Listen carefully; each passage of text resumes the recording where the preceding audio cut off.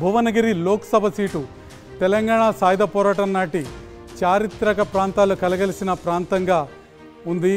ప్రస్తుతం బీజేపీ నుంచి బూర నర్సయ్య గౌడ్, కాంగ్రెస్ నుంచి చామల కిరణ్ కుమార్ రెడ్డి, బీఆర్ఎస్ నుంచి క్యామా మల్లేష్ బరిలో ఉన్నారు. బీజేపీ బూర నర్సయ్య గౌడ్ మాజీ ఎంపీ, వృత్తిరీత్యా డాక్టర్గా ఉన్నారు. కాంగ్రెస్ కిరణ్ కుమార్ రెడ్డి రేవంత్ రెడ్డికి సన్నిహితుడిగా పేరు పొందారు. ఇక బీఆర్ఎస్ క్యామా మల్లేష్ మొదటిసారిగా ఎంపీగా పోటీ చేస్తున్నారు.